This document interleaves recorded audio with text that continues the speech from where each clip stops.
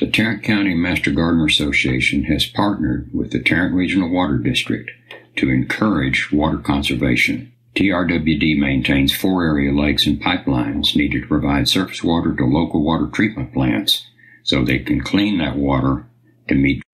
Hi, and thank you for joining us today as we talk about composting. My name is Loretta Bailey. I am a Tarrant County Master Gardener, a certified Cross Timbers Citizen Forester, Texas Master Naturalist, and a compost specialist. This video is brought to you by Tarrant County Master Gardeners Association and Texas A&M AgriLife Extension. So why should we compost? Well, as you know, here in Dallas-Fort Worth and in many other areas, we have had a huge increase in population. And with more people, there's more trash. Landfill space issue. As we create more trash, we need more landfill space, and that becomes an issue where we have to go out and acquire more land to put this trash somewhere. Repurpose your kitchen scraps and yard trimmings. Make some great compost out of it. Compost is a great soil amendment, and it's free because you make it in your own backyard. It is great for enriching your soil and for conserving water. And it decreases the need for chemical fertilizers. So all around, compost is great for your yard. Here's a picture of a local dump site. And as you can see here, a truck is adding more to an already large pile.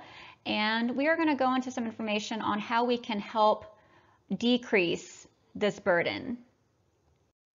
And here's another picture showing kind of an up-close picture of what all is in this dump. This pie chart was created by EPA, and it is the total municipal solid waste generated by material as of 2018. So out of 292.4 million tons of trash, this is what they sorted and found. So we've got a category called other, textiles, rubber and leather, and then look at wood, 6.2%. Food, 21.6%, yard trimmings at 12.1%, paper and paperboard, 23.1%, and then we've got glass, metals, and plastics. Approximately 63% of trash that we're currently sending to landfills can be composted. If you look at these percentages here, wood, yard trimmings, food, paper and cardboard, we can do a lot to help eliminate a lot of the burden that's being sent to these landfills by composting at home. Population growth and increasing demand for landfill space. So from 2010 to 2019, Dallas-Fort Worth gained 1.3 million residents. And from 2020 through 2029, DFW is projected to add on another 1.3 million residents. So as you can see here, we are growing by leaps and bounds. Now let's discuss the necessary components to build a successful compost pile. The first component you'll need is carbon. This is typically dried up and what we call brown materials. Examples are cardboard, sawdust, dried leaves, dried grass clippings, and then we also need nitrogen. This is typically moist and green. Examples are vegetable and fruit scraps, used coffee grounds, grass clippings, and fresh shrub trimmings. Third component is air, and the last is water. Now let me add, for carbon, we typically nickname that brown materials. It doesn't necessarily mean brown in color. For example, shredded paper is usually white, but we do call that a brown material. Whereas nitrogen, we call that green, but it's not necessarily green in color. Take, for example, banana peels. Those are yellow, but it is considered a green or nitrogen material. Understanding carbon and nitrogen. So carbon is essential for microbe growth and microbial action, whereas nitrogen gets the compost cooking and heats it up.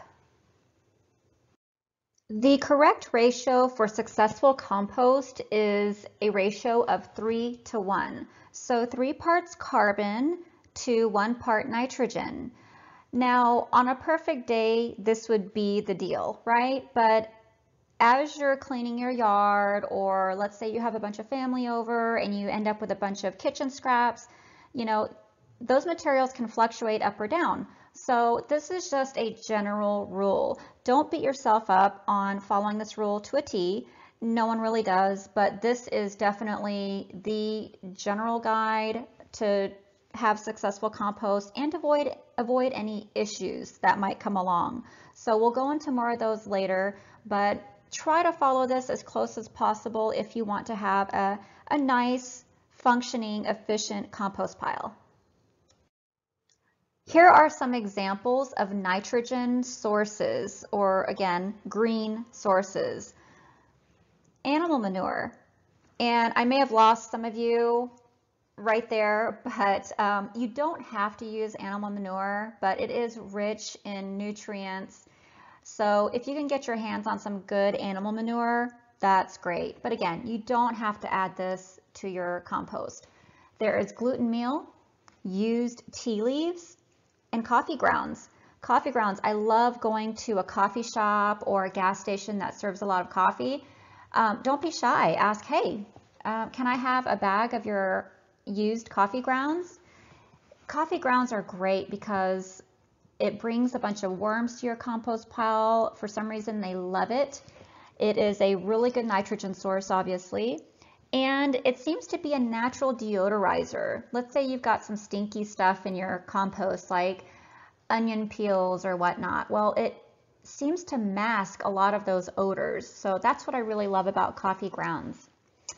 Fresh shrub cuttings, perennial trimmings, banana peels, apple cores, watermelon rinds, and of course, expired produce from the refrigerator. Don't throw that away. Stick it in your compost pile. Here are some examples of carbon or brown sources. Paper towel rolls. Did you know that you could compost those? And toilet paper rolls. Cardboard boxes. Just make sure you rip them up a little bit. Shredded or torn paper. Dried leaves. Dried grass. Sawdust, but do watch for chemical additives. A lot of lumber has been treated, so you really don't want to put that in your compost, especially if you plan on using that compost in edible gardens, like a vegetable garden. Hay and peanut shells. Okay, now we're getting to the fun part, steps to create a compost pile. First, you're going to purchase a compost bin or DIY it and create your own. I will go into some really cute ideas later on, and also some purchased options that you can do at home. So hopefully those will inspire you to go out and get some repurposed materials and build your own, or do as I did and just purchase one to make life a little easier. Or you can even create one on the ground. You don't have to purchase or make one. Thoroughly water your layers as you build. So let's say they look like lasagna layers, right? You're putting your layers down. Make sure you water. So start your bottom layer with brown, or a carbon as we call it. The next layer on top of that will be a green. Now, as you continue to add and layer, water in between those layers. That's really important to get the composting or decomposition process going.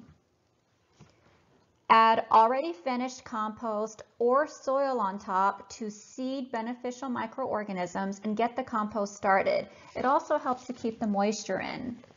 Now, you don't have to do this. It is an optional step, but I typically like to kind of cover it up. It seems to protect the compost moisture level and get it going. Another option is to cover the compost pile to keep the moisture in, but that's totally up to you. Now here are some composting tips. If you want faster compost production, be sure to chop up your materials. It will decompose faster. Smaller pieces break down a lot faster than a big chunk of something. If you want to speed up decomposition, Turn your compost regularly. You can do it weekly, you can do it daily if you've got the time, monthly, maybe bi-weekly. Now, if you do it monthly, it'll take a little bit longer to break down, whereas if you do it bi-weekly or weekly, it'll break down a lot faster. So it just depends on how much work you put into it. The compost pile should always be damp, like a moistened sponge, not dripping wet, but it should be like a moistened sponge. So water it in if necessary. As you're turning your compost bin, if you realize it's really dry, then it will not break down. So be sure to water it. Temperature of compost.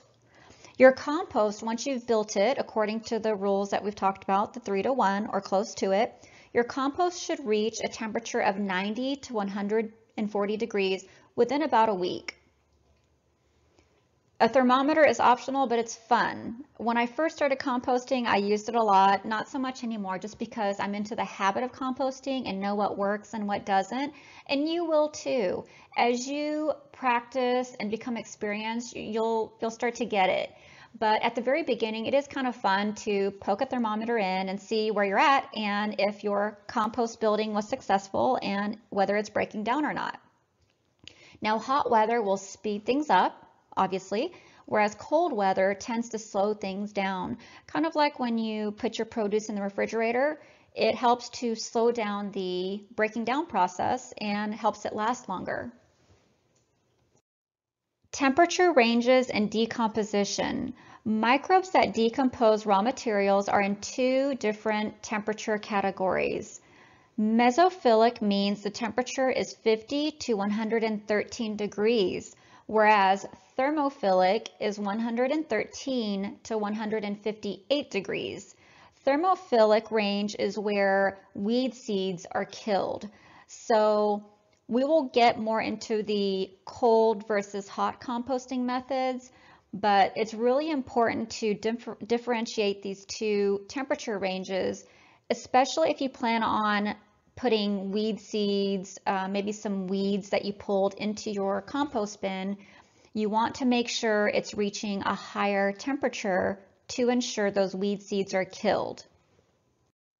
As you create a compost pile, these are some shepherd's bins. You may even have a pile that towers over the top of your compost bin, but that's okay because over time that material will break down and go down, down, down, and you may only end up with half or a third of what you thought you started with because everything has broken down, decomposed, and has become usable compost. Now we get into the topic of lazy versus fast composting, or in other words, cold versus hot.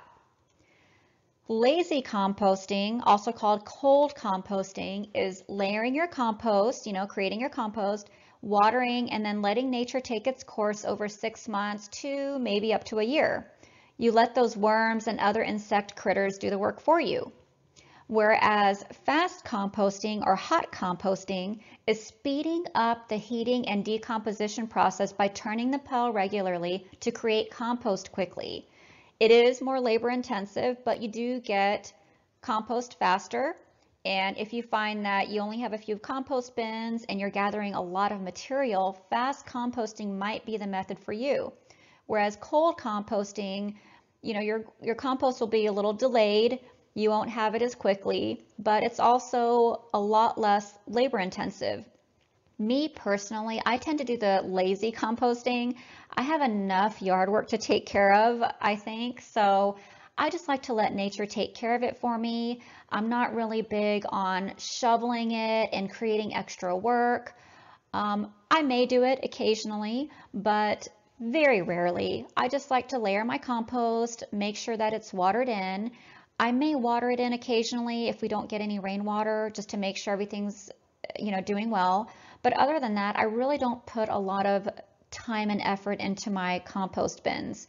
On the other hand, I am a co-lead at the Tarrant County Master Gardener's demonstration garden, and we build compost there. We work there every other Tuesday, and we get a lot of material there, and we also need to create compost because we have a lot of gardens around us that utilize that compost. So there we do the labor-intensive turning to speed up the breakdown. So it really just depends on your needs. The location of your compost bin matters. I like to put it in a shady or partial sun area because, I mean, honestly, do you like to work in full sun? I know I don't. Full sun tends to dry it out faster and can sometimes overheat.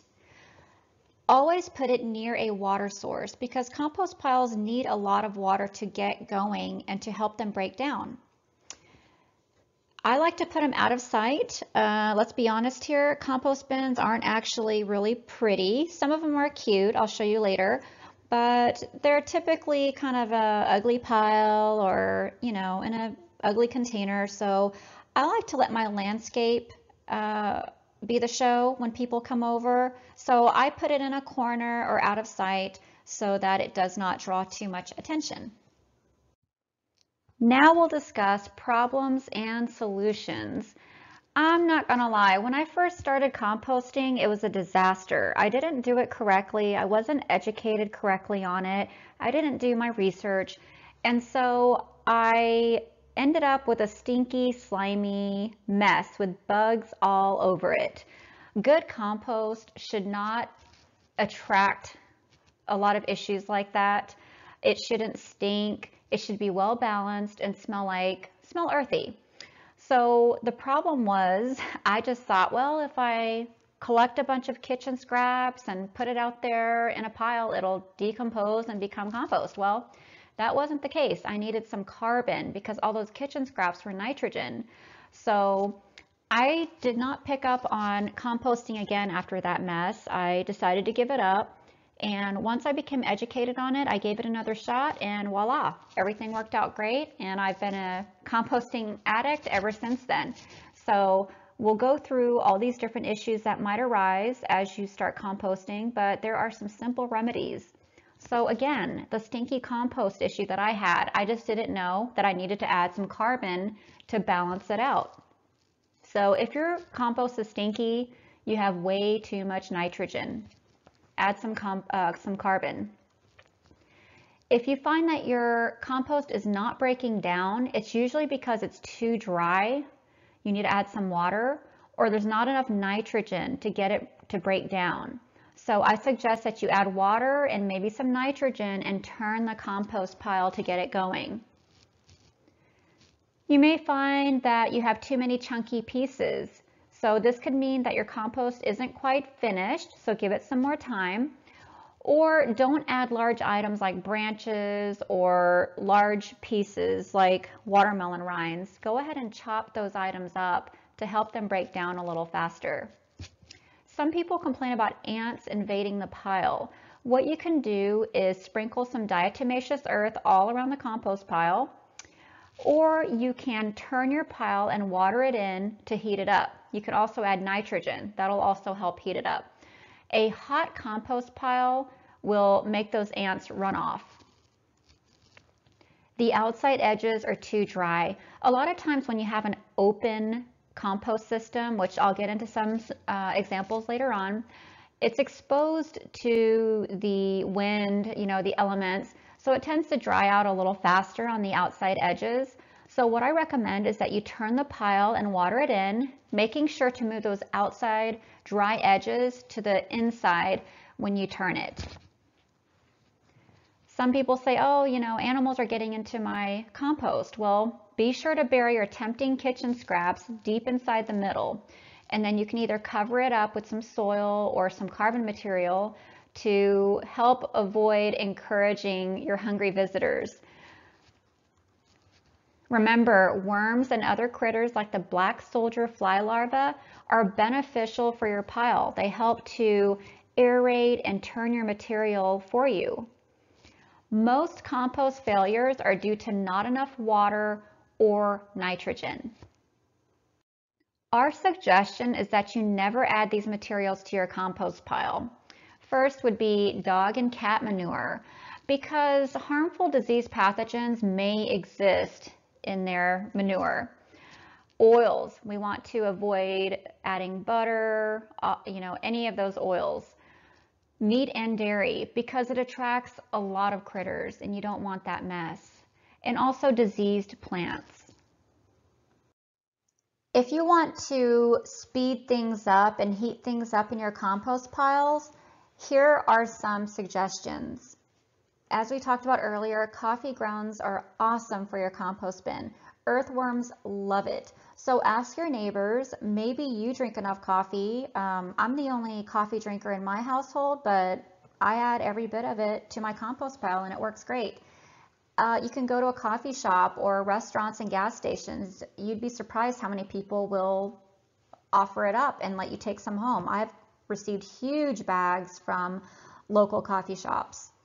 Cottonseed meal is another very high in nitrogen component, but do watch out for pesticides used in production of this material. Because cotton is not an edible, the government allows more pesticides to be used on that crop. So we suggest that you don't use that in your compost if you want to use that compost in your edible gardens like a vegetable garden.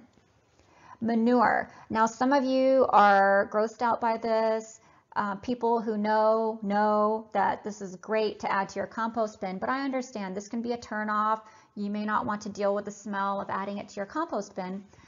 But if you do have access to it, that is great because it's valuable for its nutrients and nitrogen. Good examples come from cows, rabbits, chicken, sheep, and horses.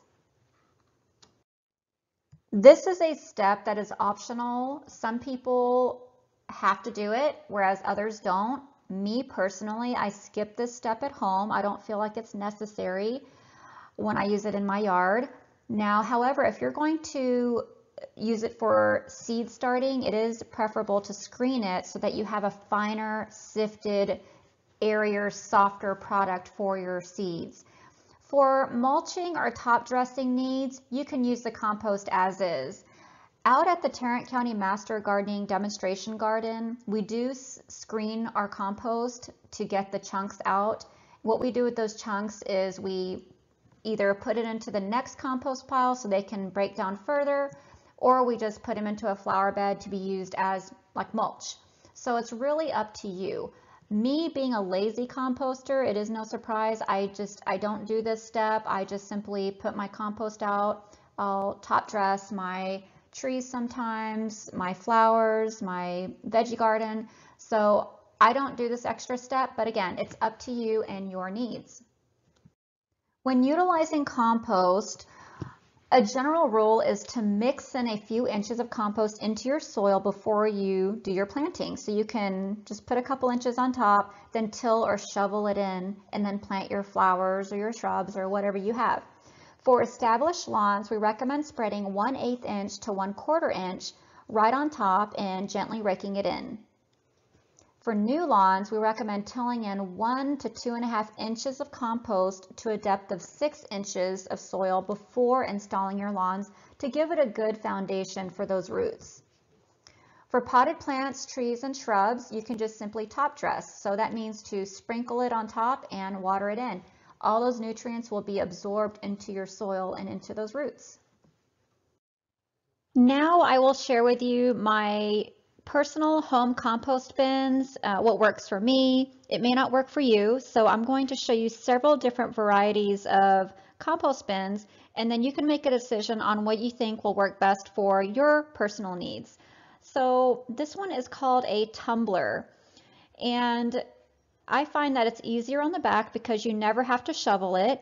You fill it up, snap it closed, and then you manually push it to turn it around so it can mix all the contents inside. So if you don't like to shovel and you want to hot compost, then this is the way to go. It makes compost very quickly because you are utilizing that hot composting method. It's also very easy to unload your compost when it's finished. You just have to remove the lid and turn it on its side and put your bucket underneath it to rake in all of your finished compost. It's clean and compact. That's what I really like about it. It retains moisture very well because it's completely enclosed. It does have aeration holes, but it does trap a lot of moisture in, which is great. It keeps dogs and critters out, another big bonus for me. I have 3 very nosy dogs. One of my dogs loves to eat fruit scraps, and that's one of the reasons I started purchasing these enclosed systems, to keep their noses and such out of it. It does make smaller batches. You are limited because, again, you can only fill it about 3/4 of the way, and it is a smaller unit. Worms cannot get into it because it's not an open bottom system.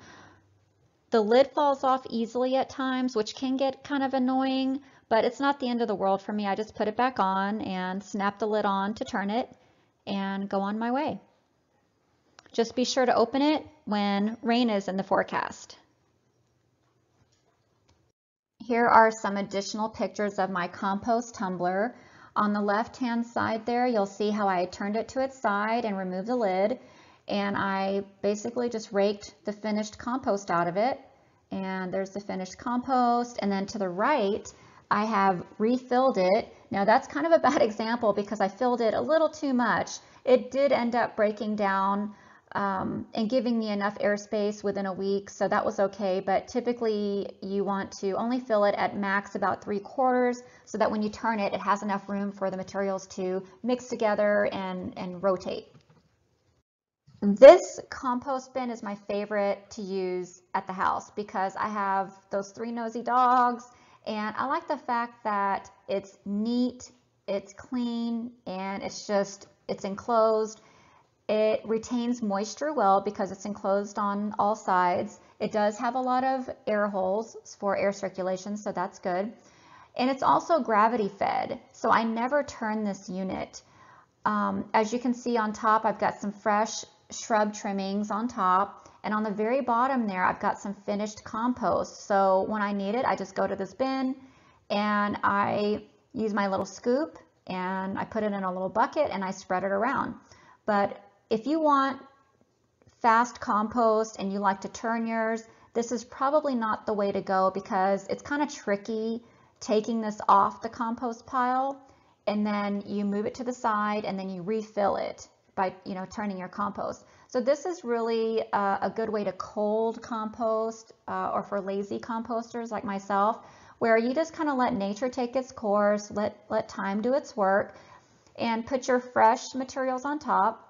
That's another bonus. As you collect your composting materials, you can just put it right on top and close the lid, and over time it'll break down and have finished compost at the bottom. And just to recap, here again are the pros and cons of this type of system. It holds more material than the rotating compost bin because you can fill it all the way to the top and continually feed it as time goes on. Worms and free laborers can visit because it's got that open bottom. You basically dump it and forget it because gravity and time will break it down and move your finished compost to the very bottom. It keeps my dogs out, my nosy dogs. It retains moisture well because it's completely enclosed. Easy access to your ready compost at the bottom. And again, continuously add to the top over time. It is clean and contained. Now it can be difficult to turn. We talked about that earlier. And you must remember to open it when it rains. At the Tarrant County Master Gardener's demonstration garden, we used a DIY chicken fencing with metal rods system, as you see there on the left. And on the right-hand side, that is a shepherd compost bin. The pros and cons of these type of compost bins are you have a larger capacity, so you can make them as large as you'd like. Simply create one on the ground if you'd like. They do dry out quickly because they're not completely encased. They are more exposed to the elements and open to critters. Easier to access for turning. They are DIY friendly because you can repurpose just about any material to make one. Here are some more examples of shepherd compost bins. This is a really good way to repurpose those wooden pallets. So my student Pam created this pallet bin with her husband. It's a 3-sided bin. She used several pallets to create this, and I just think it's a really good idea, and I think it's really cute. And note at the very bottom there, she used cinder blocks to keep it off the ground and to, keep it as dry as possible. And here are some of the details. On the left-hand side, you'll see some metal L brackets that they used to keep it together. And then on the right-hand side, that metal pole or stick also helps to keep it all together. As you can see, you can get as creative as you like, get as big as you want. You can have one compost bin or several, just whatever space you have available, whatever needs you may have, it's all up to you. Here's another method if you don't want to create a pile. You can also dig a trench. So your trench would be 1 to 2 feet deep, maybe a little deeper if you want to work that hard. This is going to be a little more labor intensive, and it really depends on the type of soil you have. I know here in North Fort Worth where I live, we have caliche and really thick clay, so this isn't something that I would venture into, but if you have sandy soil, you might want to give this a try. So you dig your trench and then you fill it with compostable material and then top it off with the soil, and it will naturally decompose over time. These Geo Bins are really popular too. They're high density polyethylene compost bins that you can purchase easily online. You can get as creative as you'd like and use any repurposed material that you have around. So here are some more examples on how to create a DIY compost bin. You can use cinder blocks and create a 3-sided compost bin by stacking your cinder blocks. You can use old fencing, kind of like the pallet bin compost bins that I just showed you. You can also use an old trash can. Just be sure to add holes for aeration and drainage. What you can do on this is, after you've added your holes, add your composting materials and then put the lid on it, turn it on its side and rotate it back and forth to mix everything together, and then put it back up upright and just let it sit and decompose over time. Composting truly gets easier with time. The more you go outside and work with compost, the more you learn. As you practice and make compost, you start to learn and get an actual feel for how it works and what doesn't. It becomes second nature, like brushing your teeth. So when you brush your teeth, do you ever say, oh, let's go way to the back and reach that molar, or let's go up and down? No, you just brush your teeth. You know how to do it, right? So practice, and you'll visually see and know what your compost needs without any mathematics, computations, or really thinking about it. Some valuable resources to learn more about composting are the Rodale Book of Composting, the City of Fort Worth Composting Site, EPA.gov, and our Master Gardener Helpline. The Master Gardener Helpline is open from 8:30 a.m. until 4:30 p.m. Monday through Friday. So if you have any questions, give us a call.